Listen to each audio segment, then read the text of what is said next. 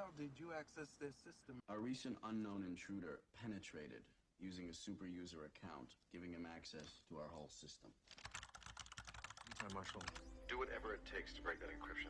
This may just be what we need to break the encryption. They did manage to break the uplink downlink encryption. They're paying hackers to break the encryption. Once we break the encryption, How long before they break your encryption? An encryption like a code?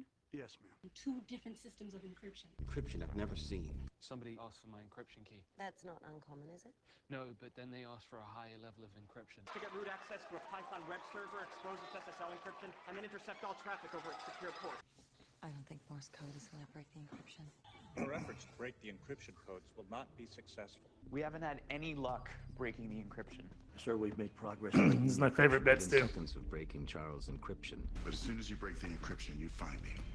Yes, sir. There's someone trying to download a file right now. Who? Carrie. Yeah, I know. Carrie, how it goes. No, the other Carrie, Zips. Downloading the file. Slowest speed possible. downloading the file right now. Download the files. Can't we just download his file? And I'll download the files. We are downloading all files. I cannot allow you to download my files. Downloaded a file illegally? Hugo downloaded the files before he got shot. He downloaded a file. He downloaded a file. And then he downloaded a file. You got 30 seconds to download that file. You copy? Download your file. Downloading secure files. Yes.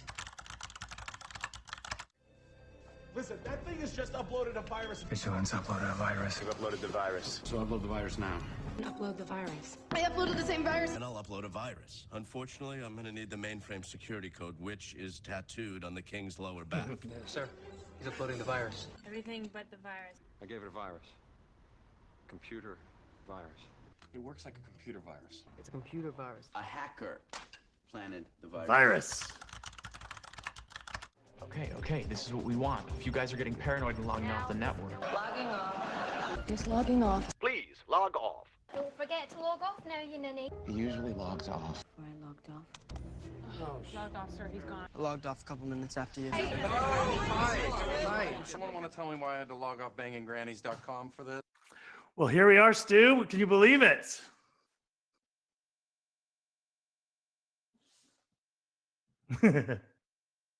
Oh yeah, sorry. That's right. Headphones are mute. There you go. That's a great way to introduce a speaker when you can't talk. I've been looking for this for a long time. There you go. This is going to be one of those days.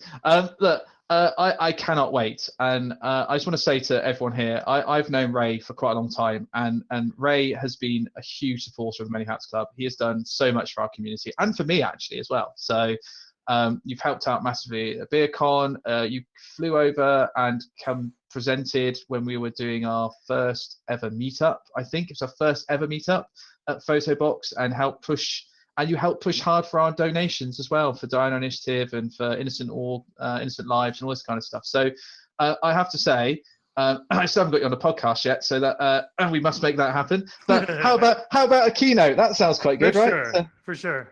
So may I introduce everyone to Ray Redacted, who is going to do the complete history of hacking and freaking. The floor is yours, and I will actually now mute myself. Thanks, man. Awesome. Well, for those of you that are tuning in and are not aware of what we're doing today, this is actually a fundraiser, and we're gonna have some fun during this session to raise money for Doctors Without Borders. They're doing COVID-19 relief all over the world. And what we're going to be doing over the next 60 minutes is, if you go to donate.rayredacted.com and give as little as 10 quid, okay, for the US folks, that's as little as I think $7 and $8. We're going to be grabbing people out, and we're going to be giving away copies of the Tribe of Hackers books. Hopefully those will be digital copies, but I don't mind sending you physical ones either. But certainly we want to see some donations coming in, and we want to see them during this piece. And like I said, we're going to stop at several different places and actually give away these books. Now, in addition to that, Stuart and I were talking the other day, and I noticed that he and I have almost exactly the same number of Twitter followers. And I thought it would be fun if we hit the goal today to have a reverse bet. So we're gonna do a reverse bet. If we hit our goal today, then the first person that ends up with 30,000 followers is going to have to don a full nurse's costume and host the next Mini Hats Club conference, whether that's physical or virtual, in a full nurse's costume. So just to be clear, I do not want you to follow me. I want you to follow Stu, because the person who actually gets there first has to do it. So please, please, please go to CyberSec Stu right now. Click follow, attack your bots on it, do whatever you need to do. Tell your parents, get your family, your friends, everybody should be following CyberSec Stu, because if he gets to 30,000 first, then he has to do that particular part. But we're here today to do a little bit of a history lesson. Before we do that, who am I? Well, I'm sort of the unofficial Mini Hats Club historian. I'm actually known for being particularly proud of the fact that I social engineered my way onto staff, where I served as staff via privilege escalation for 43 days before anyone caught on and kicked my ass right out of there very unceremoniously and without even saying anything else. But that's a different story for a different day.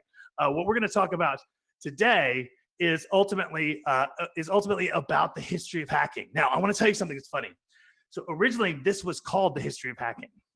But for those of you that are on InfoSec Twitter, you will no doubt remember the Ian Thornton Trump tweet, the shock heard around the world, that was responded to by Malware Jake, where Ian Thornton Trump talked about the 5th generation cyber threats, okay? And he was making fun of this, basically saying, oh my God, there's 5 generations of cyber attacks. Oh no, 5. And Malware Jake very famously said, I'll see your 5th generation cyber defense, and I'll throw a 6th generation exploit at you. So this became a big mockery point on InfoSec Twitter. Everybody was laughing about 5th generation. But what they didn't know is that at Black Hat, previously at Black Hat, I'd actually given this talk, or a version of this talk, and I actually called it 5 generations of hacking. So I just was kind of cringing into the background. Insert that Homer Simpson gif of absorbing into the bushes, because what I'm going to talk to you about today is 5 generations of hacking and freaking. And what this is ultimately a history lesson. And we're going to start that history, like all histories, at the very beginning. And when we talk about hacking, it all started at MIT, the Massachusetts Institute of Technology. And specifically, it started at a building that was known as Building 26. This is Building 26 of the TMRC. Now, what this was this building was slated to be torn down. And just like at all college campuses, people took over the building scheduled to be torn down and started mucking about in it. And what they did was they formed a club called the Tech Model Railroad Club, TMRC. And they built extremely extravagant models of trains. But more importantly, they also wrote algorithms for switching those trains. And later we'll see how TCP/IP was heavily influenced by a lot of the things about routing packets, routing cars, etc. Now, this was staff, this was graduate students, and this was undergraduates. And they were drinking heavily. This was like a fraternity for men, for nerds, for MIT engineers, and it became a point of culture. Now, this is where hacking was born. Now, the reason why was because they came up with certain things that you might recognize today. It turns out that if you wanted to do some complex routing of trains, you needed some computing equipment. And the term came to be known as midnight requisition. What midnight requisition was basically stealing shit after hours. So after hours, they would raid other science departments to get a hold of hardware. And eventually they realized that you could go to a central office of the telephone company because they had amazing tandem switches that would also help you switch these railroad cars. Now, when we look at who was hanging out at the TMRC, these are absolute legends in the history of artificial intelligence, in the history of computer languages. We have folks like Marvin Minsky, who was the director of the first ever AI lab, John McCarthy, who wrote Lisp, created Lisp, right? And Alan Kotak, who was the canonical hacker because of Space War. they came up with their own languages. Some of the terms that were used by TMRC staff are still around today. One of those was munged. Okay, that meant mash until no good. That's when a piece of equipment was so bad that you just mashed it. Cruft was garbage or unusable equipment, and later Cruft applied to code as well. And hack, the term hack, most importantly, was a project undertaken or a product built not to do a constructive goal, but for some wild pleasure taken in mere involvement. So the term hack was actually not a negative term. There was no negative connotation to it.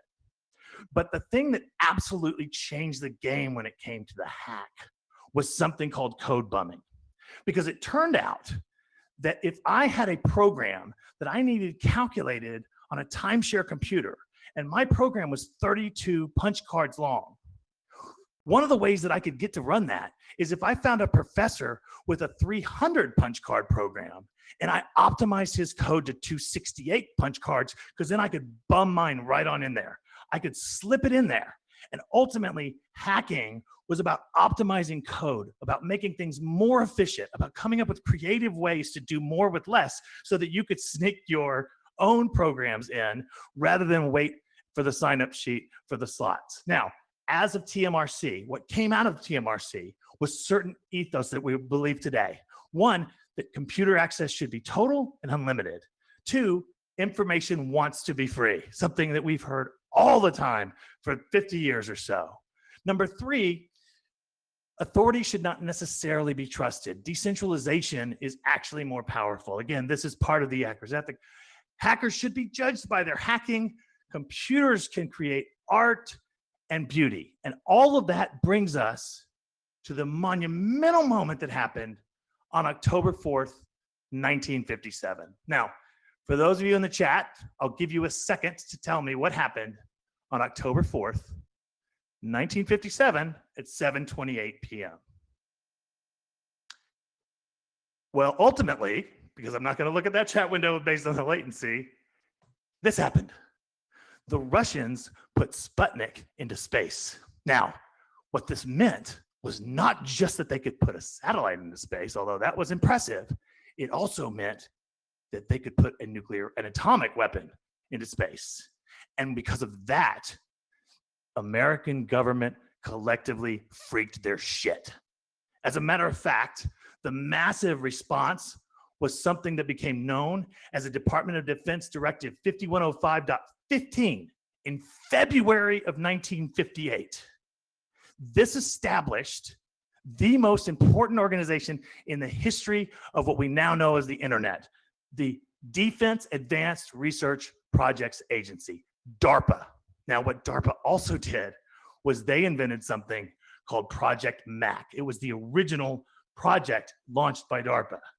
Now, depending on who you asked, that either meant multiple access computing or it could mean machine-aided cognition. Even back then, there were people that were so concerned with computers becoming too smart that they had two different names depending on which congressional committee they were talking to. But ultimately, this was about developing a time-sharing network and capability, and it would eventually evolve into the first ever online community. But here's the killer thing they did. They took MIT and they connected it to California.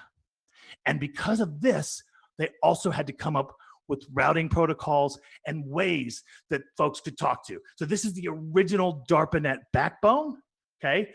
You might recognize this later as Usenet, and this is what started it all.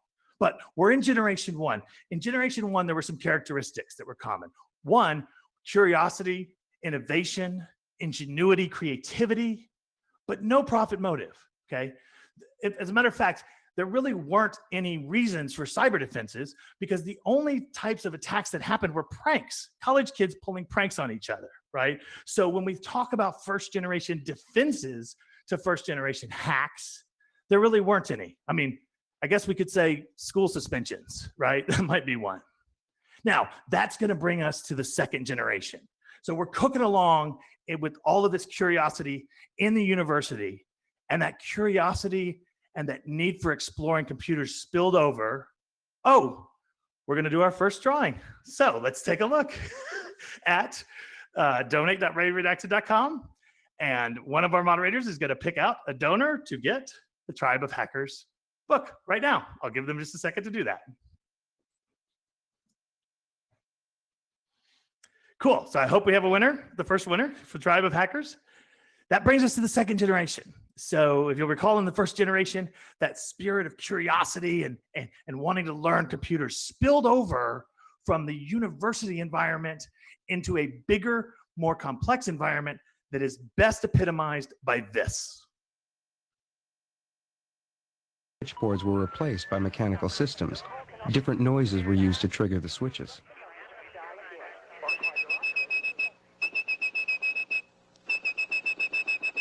If you had perfect pitch like blind phone freak Joe and Grecia, you could whistle calls through the network. Let's see if I make it this time. This is really hard to do. It sounded like all the tones were present, so the phone should be ringing about now. Okay, it hit the phone. It just takes a little while. He even showed off his skills for the local media. From his one phone to a town in Illinois and back to his other phone, a 1,000-mile phone call by whistling. Joe Ingresia says he used to do these things because he is fascinated by the technology. Now, that's Joe Ingresia, who later legally changed his name to Joy Bubbles. He had perfect pitch. Starting at 4 years old, he started playing with the phone system. And if you've seen the movie Sneakers, and shame on you if you're in social isolation and you haven't seen the movie Sneakers, there's a character based on him. He was a ham radio enthusiast and eventually legally changed his name to Joy Bubbles. Now, here's what's crazy, okay? In the blind student community, every summer, these blind kids would get together at summer camps, but they wanted to talk to each other all year long. And phone calls were 65, 75 cents a minute. So they all taught each other how to generate that very specific tone and make free long distance calls. This is the age of freaking, and it's always spelled with a PH because it's a pun. It's a pun on the Bell system. Now, it didn't start with the blind freakers. There were 4 major of those. It really started with the counterculture. The counterculture, specifically the Youth International Party Line. There were 2 LSD drop-in hippies named Al Bell and Abby Hoffman, and they were pissed off. They were pissed off at Bell because it turns out that the Vietnam War that they hated so much was financed almost exclusively with telecommunication taxes. $1.5 billion in 1971 dollars went from telecommunications taxes to fund the Vietnam War. And Al Bell felt like it was not only okay to rip off Bell, it was your moral responsibility to do that because you could stop the war by freaking. And so they started publishing an underground zine. And the very, very first episode, if you take a good look at the bottom right, taught people how to steal phone service by mimicking the calling cards generated for every single number, okay? And they specifically said, pick any number you want. Here's how you can generate the 4-digit PIN after it. Please don't do this to the FBI, because they didn't know that part. But we don't really talk about freaks and just the stealing of long distance calls with carding, right? Although that was definitely a part of it in 1971. What most people associate freaking with is the boxes. There was a red box, a green box, a rainbow box, a urine box, a beige box, a brown box, every color of the rainbow. One of them was the red box. And what happened with the red box was it turned out that, now I have to tell you, there's a lot of young people watching today. I should start off by telling you there used to be something called a payphone. And at this thing called a payphone, you actually used to put coins in order to make calls. So it turned out that the machine itself would generate different noises based on the type of coin that went in. It was one type of tone for a nickel, another type of tone for a dime, and another type of tone for a quarter. And by figuring out what these tones were, you could eventually go to Radio Shack, get yourself a crystal, and build yourself what's called a red box.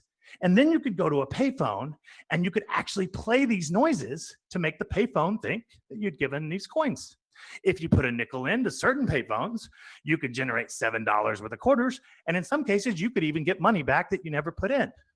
But more importantly, red boxing became a very common way that people used to make long distance phone calls. As a matter of fact, later, people even used Hallmark cards to do it. That's what the schematics is here. But this is what it would look like. You and I would walk up to a payphone, we would get out this little dialer, and then we would generate a series of 5 33 millisecond tones with pauses. Hopefully you can hear that. That's what it sounded like, and that was quarters. And again, there was many different boxes like this, but the red box isn't the most famous of all. The most famous of all, of course, is the blue box. Because it turns out that whistle tone that Joy Bubbles was whistling was a 2600 hertz tone that sent a signal in band via in-band signaling and allowed you to take over the phone system and grab trunk lines. So the very first ever blue boxes were analog on the left, 1964, generating 2600 hertz tones, as well as the dialing plans for in between trunks and between tandems. Eventually, we got to the digital ones on the right that you see from 1984. And these are in the Computer History Museum. All it's doing is generating a 2600 hertz tone that would disconnect a call while trunking. Now, in the United States, you could do this prior to electronic switching systems. But even internationally, part of CCITT5 was to allow 2600 hertz to do this. Now, one of the things you could do that was really funny was if you were at Heathrow Airport and you saw a bank of businessmen all on payphones, you could walk by, and if you played this noise loud enough, it would knock every single phone off, and they would suddenly hear from an operator saying, who are you trying to connect to? It's by generating that, this all took advantage of the fact that it was in-band signaling in SS5, what was known as SS5. Now, this was a really, really cool thing to know. As a matter of fact, it was a secret thing to know. But then, in 1971, Esquire magazine published an article called Secrets of the Little Blue Box. And for all practical purposes, Esquire magazine let the cat out of the bag. They pretended like it was fiction, but if you really knew how to read it, you knew exactly what they were talking about. And that magazine, that Esquire magazine, 1971, landed in an engineering school library where somebody picked it up and changed the world. Well, as I was talking to Steve Jobs on the phone, I said, it occurred to me that, wait a minute, they're giving too much information about certain frequencies and certain codes. There's too much information here. This doesn't sound right for a fiction. And so we decided to go check some of it out. So on a Sunday, we went to, where's a technical library you can sneak into on a Sunday? Well, we picked the Stanford Linear Accelerator Center. No question, you go to any of these places, you know, in the high research, the very pure theoretical research type places, and boy, I'll tell you, there's no such thing as a closed door or a locked door, so we always found our way in. And we'd go up to the library and read all the computer magazines every week, and we found a book on the telephone system, and it had the same frequencies that were mentioned in this article that was called Fiction. And we looked at each other and realized that we had stumbled onto something that was not fiction. And that, of course, is Steve Wozniak. And he was an engineer's engineer, right? And he set out to make the best blue boxes ever, the first digital ever blue boxes, the first ever blue boxes that came with a warranty so that you could actually buy them, and it actually had a money-back guarantee if it continued to work. But Wozniak wasn't a salesman. The salesman was Jobs, and here's how Jobs describes his experience with the blue box.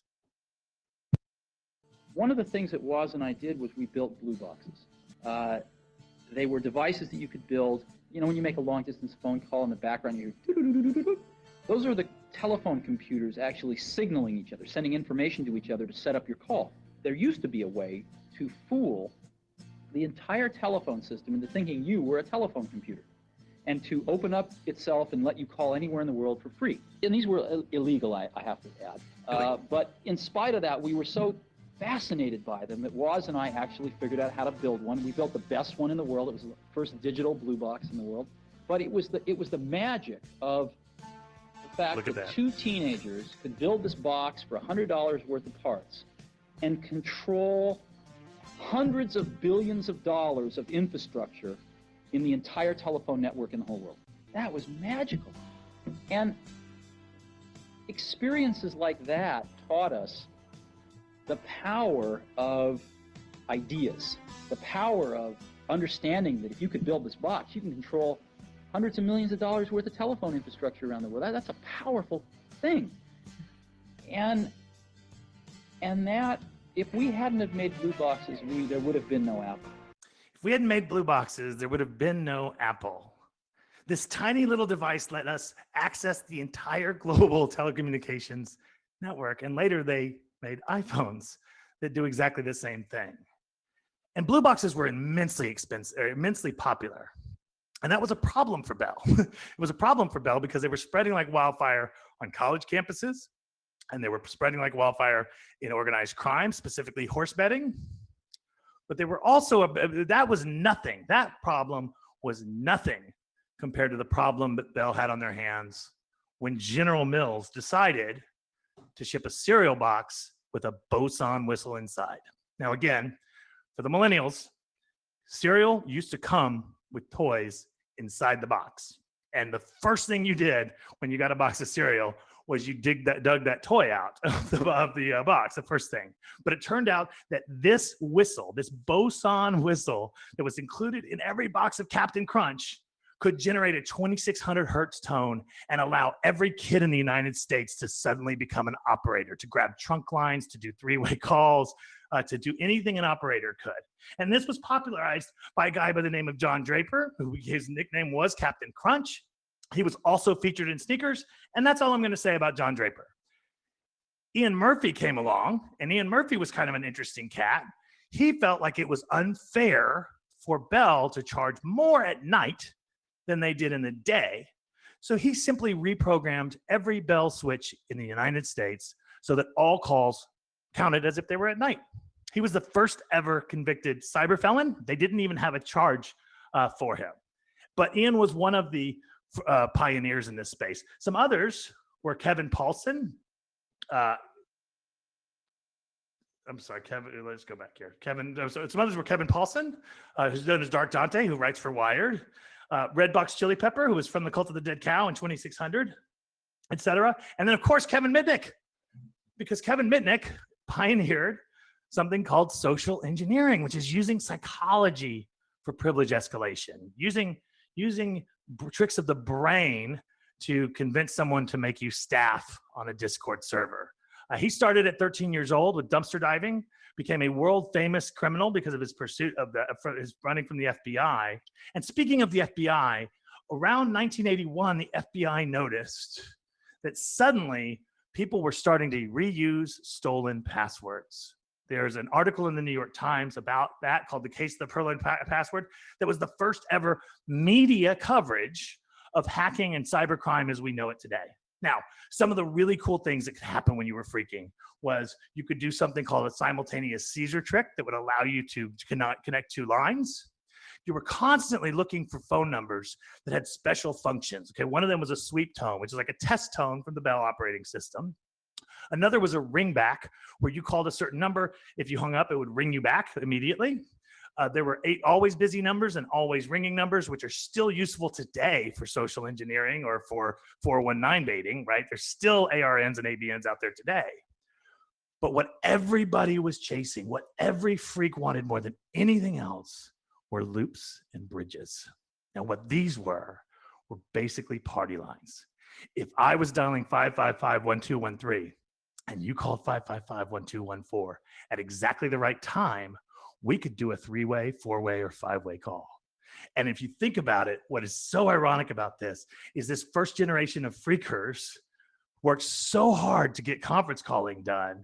And the ultimate thing that they were all looking for, according to a psychology book about deviant behavior, is that they were all chasing for AT&T conference calling facilities.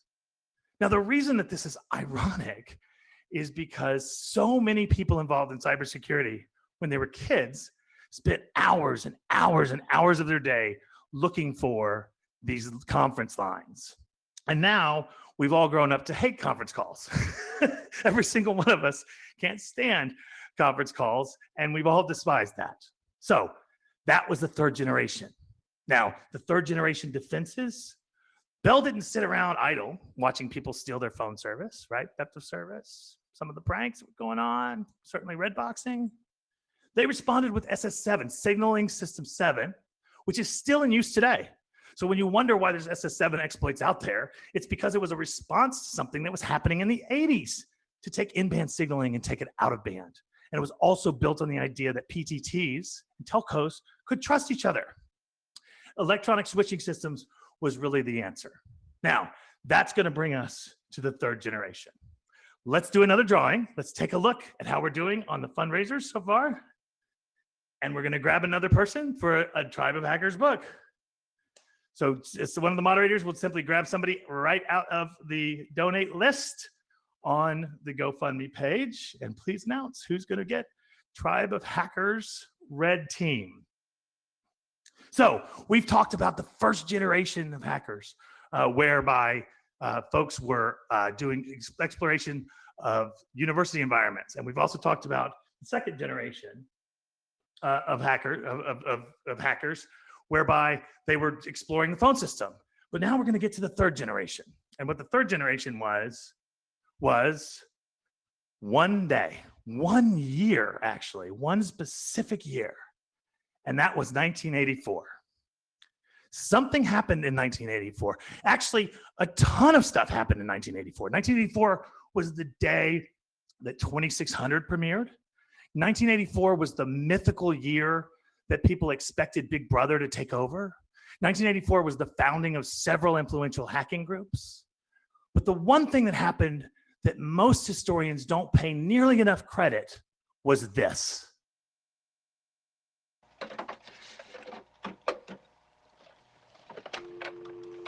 What are you doing? Dialing into the school's computer.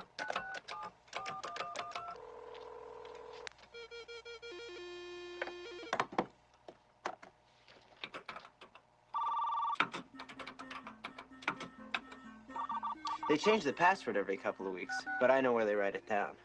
And a promising student at an old game. Hi. With an electronic twist. Those your grades? Yeah. I don't think that I deserved an F. Do you? You can go to jail for that. Only if you're over 18. This computer company is coming out with these amazing new games in a couple of months. And I want to play those games. Wow. What? You got something. He found the right code word to play the game. We're in. But it was the wrong computer. Now think about that. That was War Games. Of course, that was War Games. And it demonstrated so many things. David Lightman wanted a video game that was unreleased, okay?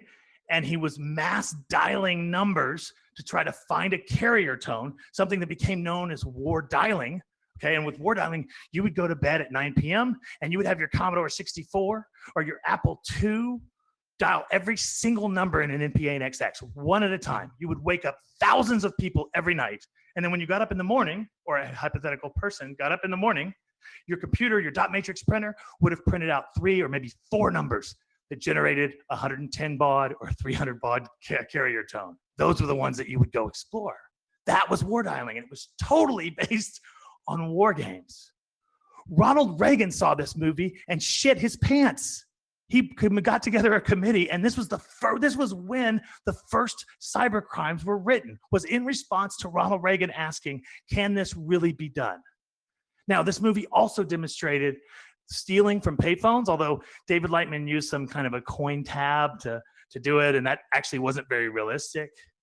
Even the name of the conference, DEF CON, was in reference to defense conditions. That was a big plot point in the movie, where they were changing defense conditions.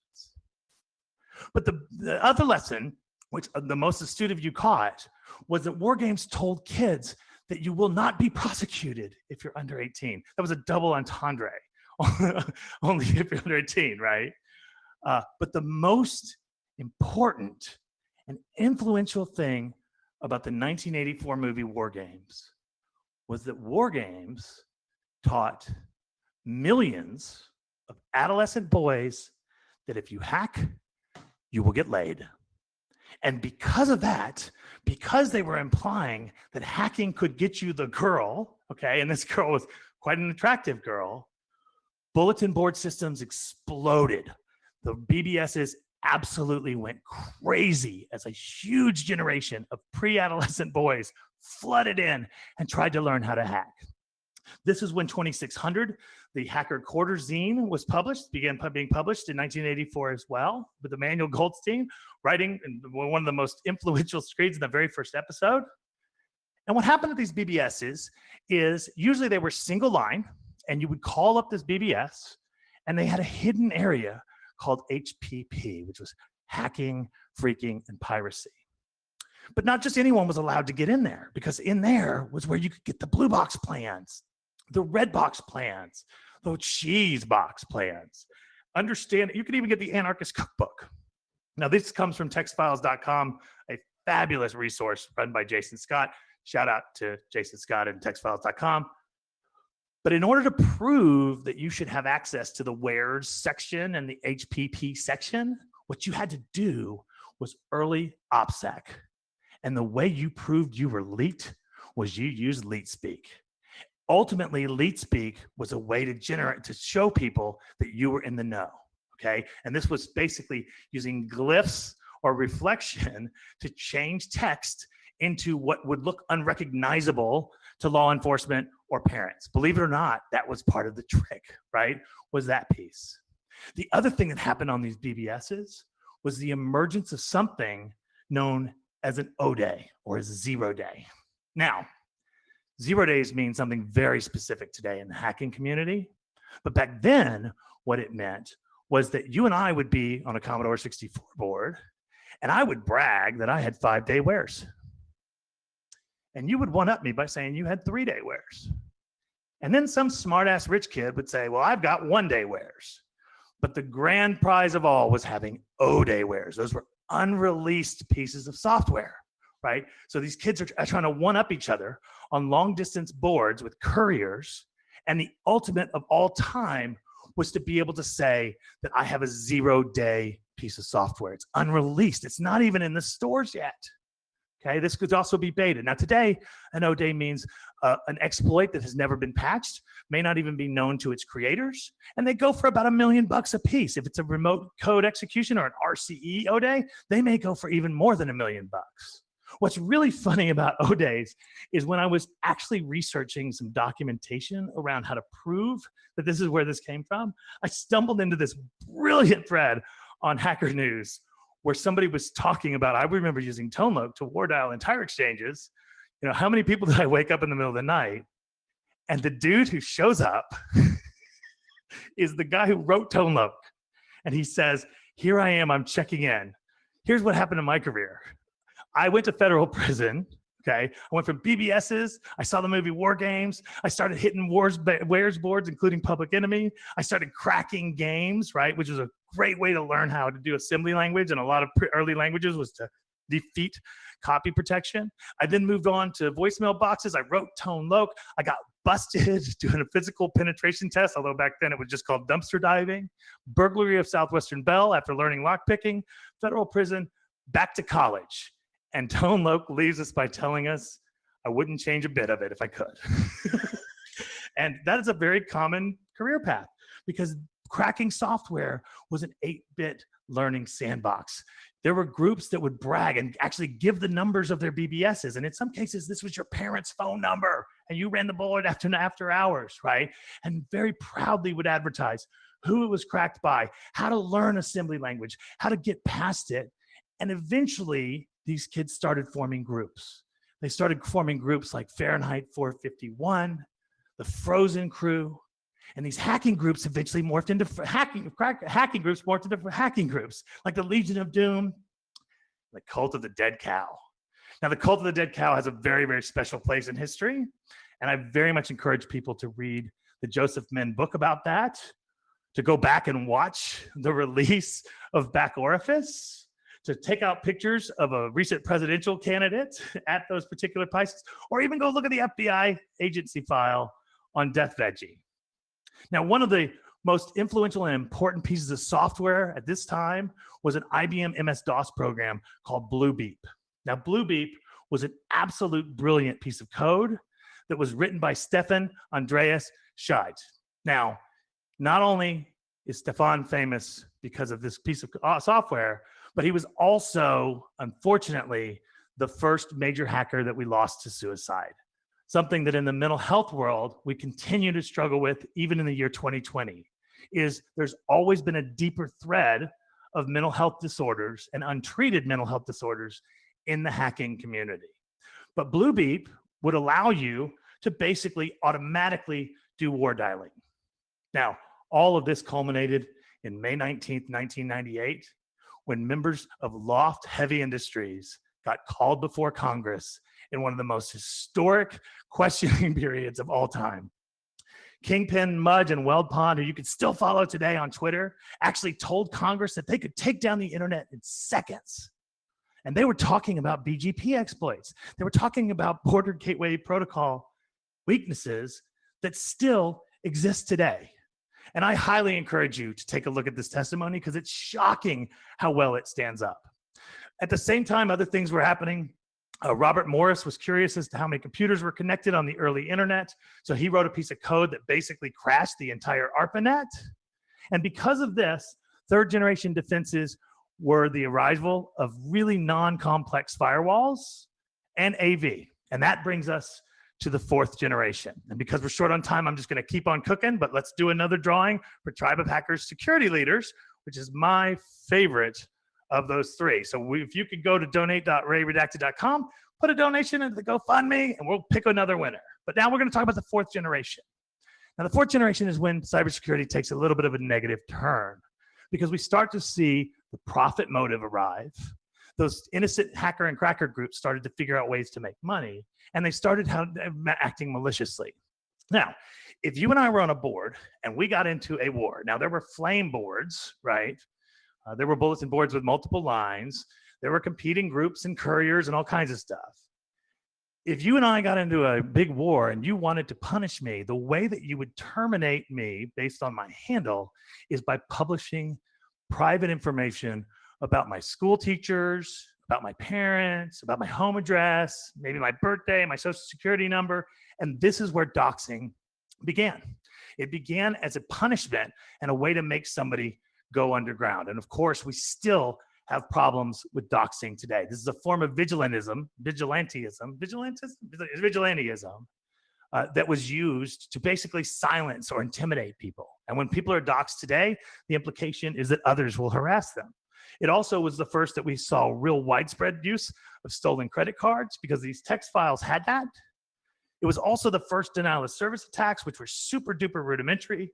But then came one of the most important and devastating inventions of all time.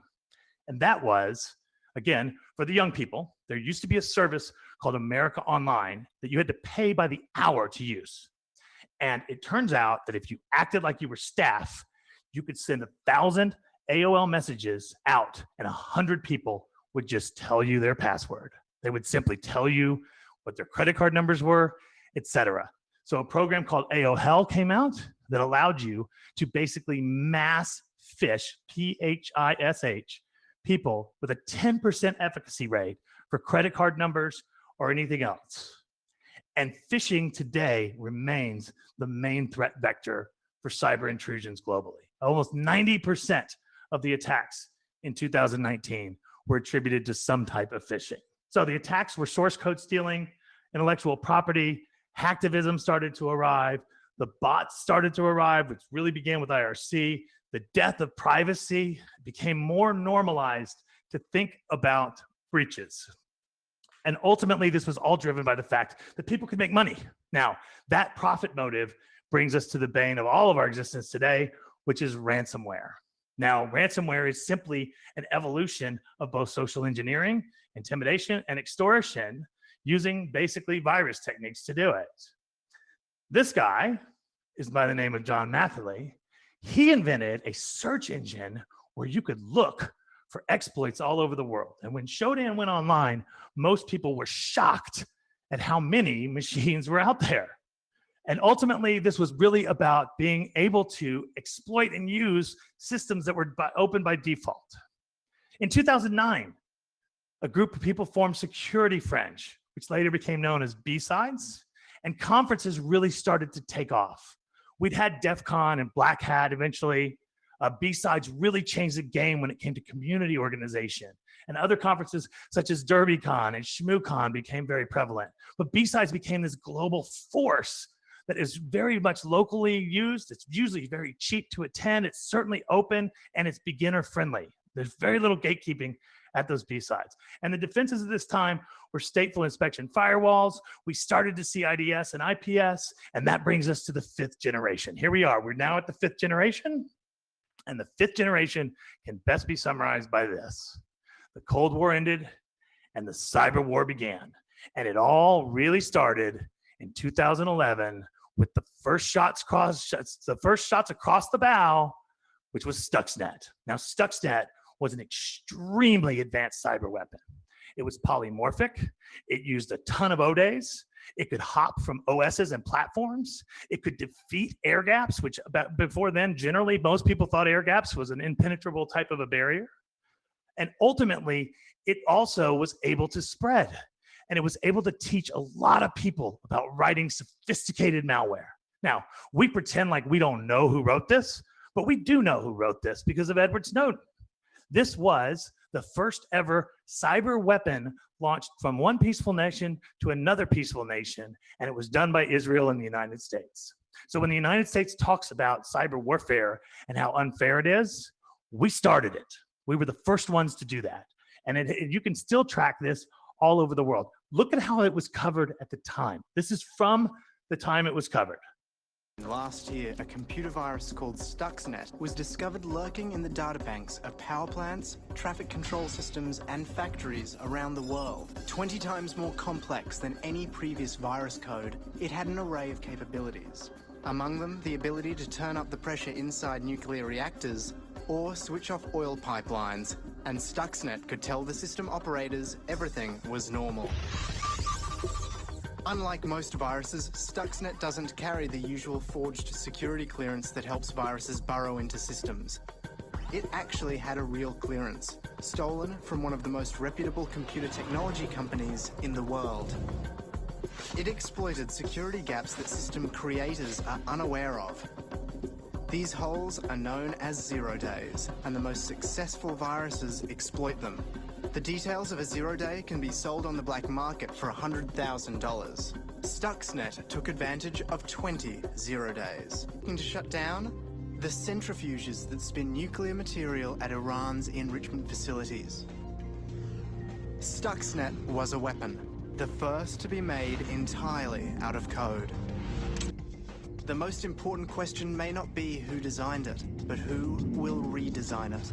The evolution has been so fast that 9 months after its detection, the first virus that could crash power grids or destroy oil pipelines is available online for anyone to download and tinker with. It's an open source weapon, and there's no way of knowing who will use it or what they will use it for. Now, accuracy is really, really important. So when I said Stuxnet was the first ever cyber weapon launched from one peaceful nation to another, that's actually technically not true. There actually were incidents in the past that actually were documented cyber weapons, including in the Iraq War and even prior to that. But Stuxnet was the first major one that made global headlines. And more importantly, every single country in the G9 at the time decided they had to form offensive cyber units, not just defensive, but offensive.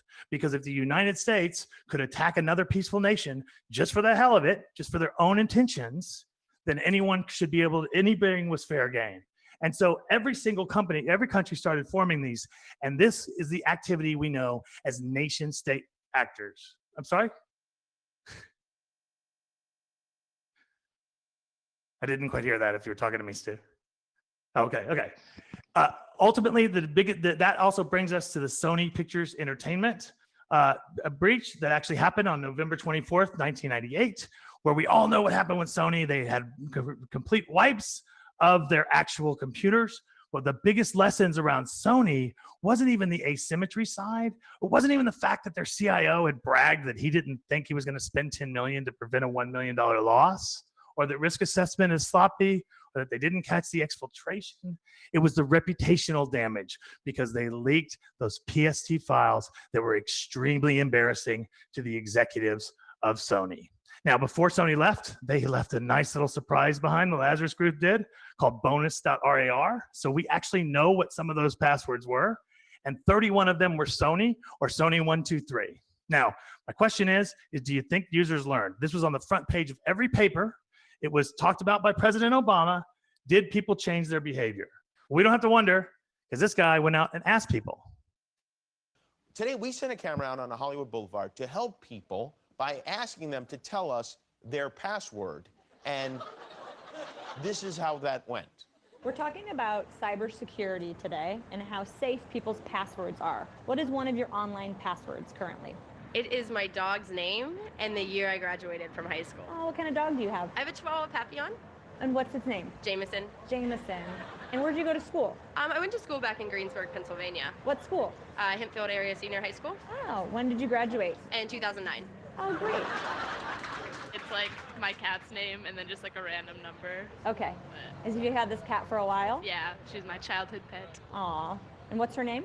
Her name is Jolie. Jolie. So like a password of yours would be Jolie and then a number. Yeah. So I think you get the Number idea one. that people Like readily my give away their birthday. passwords. Oh, when is your And birthday? I did think we had I had like 11 more minutes. So I apologize. I'm going to cook right through this very, very last part so that we can finish in time without necessarily talking about China or OPM.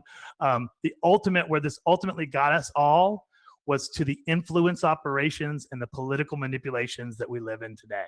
So all this really began with the DNC breach, which is a relatively sophisticated fish of somebody named Podesta that many people would have fallen for. But of course, this was the APT 28 and 29 groups that were actually competing with each other in order to take out dirt, basically, on a political candidate and to wreak havoc. And that led to the weirdest moment in all of cyber history, which was this one.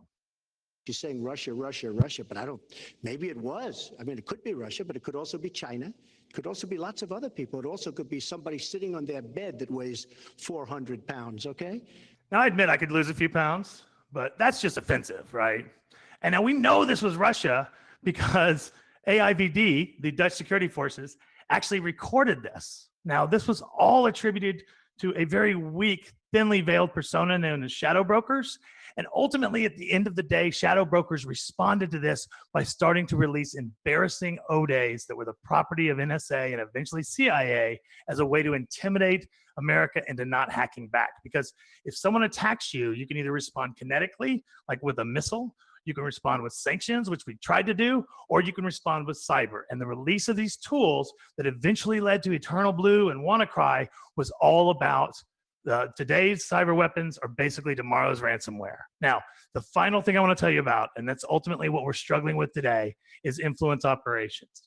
All over the world today, right now, there are actual governments, especially the Russians, that are pushing discord and themes designed to wreak havoc on our political processes and just cause, by any stretch of the imagination, any type of discord in democracies. This is the most pervasive and in some ways the most evil type of thing because they're using Twitter bots and a lot of influence campaigns. And this is also the most destructive. And we really don't have an answer for those types of attacks. But that's a whole nother talk that I'll have to give another day because I'm really running out of time at this point. Now, finally, Russia has had a history of putting out disinformation specifically about healthcare stuff. They spread a rumor in the 80s that AIDS was created in a lab. So it's not surprising to see coronavirus disinformation being spread as well. And it's just a big part of fake news. Now, to leave you in a big place of hope, I do want to tell you that some things have happened that are particularly good. In September of 2017, the Mini Hats Club was launched, and we began addressing the threat landscape, which includes script kiddies all the way up to nation states. And that brings me back to the discussion about fifth generation's defenses, because there are no magic bullets. We have to teach the same cyber hygiene that we all know we need, and that is what I call non-artificial intelligence. Because if I go back to the Star Wars analogy, you know, most of us remember when the prequels came out, but those Jar Jar years ended, and it's time for the Jedis to rise again. Thank you very much. I think I could take a question or no? Yeah. Okay. So let's see. Did we get any questions? Let's check the mods because I didn't see any questions come in. I'm sure there are I questions. apologize. I really did think I had 8 more minutes still. Hey, no, that's fine, man. I just thought I actually tried to say 5 minutes and I just ended up miming it. So yeah, I forget. I've got too many mutes on We can always my circle back headset. for that last module Yeah. some other time. Can I just say, Ray, that's a fantastic talk. Really, really amazing. I really so enjoyed that, and I should have given you an hour and a half because I think nailed We it. can certainly explore section 5 another day. Yeah, I tell you what we'll do. We'll do that on the podcast. We'll explore section 5 on the podcast. We'll do it on a Zoom call as well. So look, thank you. But while you were talking, I think our donations have gone up massively. I was just checking. Like literally, we're now on. Let me refresh this actually. Do you have over 30,000 followers, Stu? No, I don't. I'm quite happy. Everyone needs to do that too.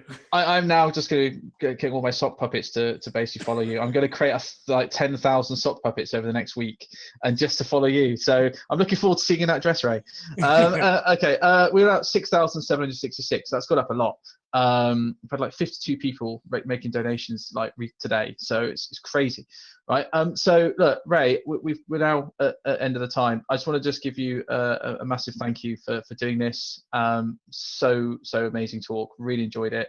And to everyone else who's been listening, just thank you very much for participating, and we'll look forward to seeing the next talk. Next talks coming up. I'll share my screen. Actually, I won't share my screen actually.